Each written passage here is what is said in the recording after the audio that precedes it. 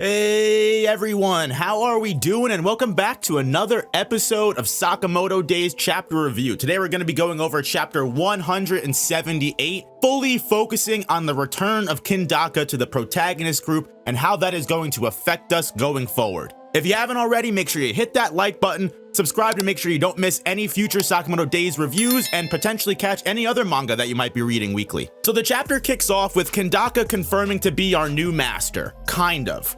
Basically, Kindaka is still kind of getting used to being out of a coma. When he hears that Sakamoto is trying to take down the entire JAA, he kind of stumbles a bit. Shin and Heisuke get really worried because they think Kindaka is about to turn on them and Sakamoto shouldn't be very open about toppling an entire assassin organization, which honestly, I kind of agree. But yeah, Kindaka, cool guy, the GOAT, still the same chill dude from the flashback arc where he realizes the JAA has always been corrupt, especially with the head of everything, Asaki, who honestly, yeah, fuck that guy, he sucks.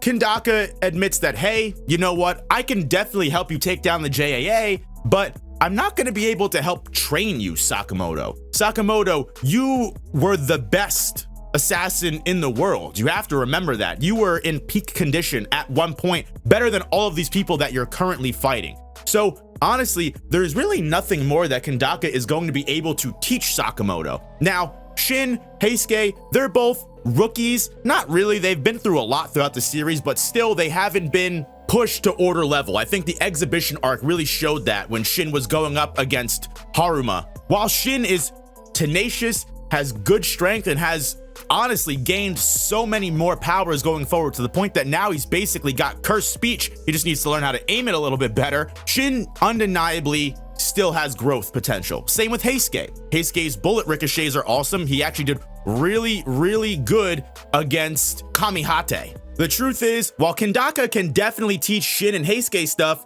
Sakamoto can't be taught anymore, and he simply just needs to lock in, to be completely honest with you. Kindaka makes this vague reference to saying you just need to fight you-know-who to get your skills back. And in that moment, Torres, the newest member of the order with lots and lots of debt. It's actually unreal how much debt this man has. He must have went to school in the United States or something. He puts a hit on Sakamoto, and like 3 or 4 assassins jump on Sakamoto very quickly, one right after the other.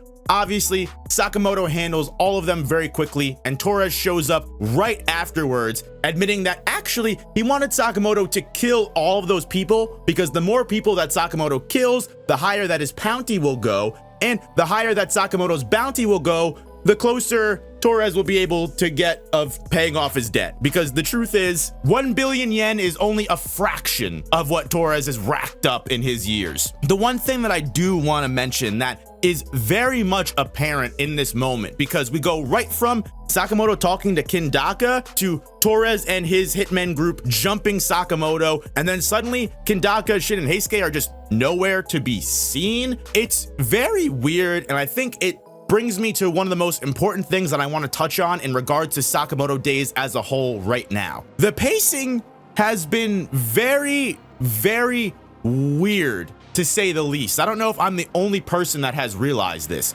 Yuto Suzuki, the mangaka, is wasting next to no time getting to where he needs to go in certain story beats. In the last 5 chapters, we set up all the new order members, got into a scuffle with all the new order members.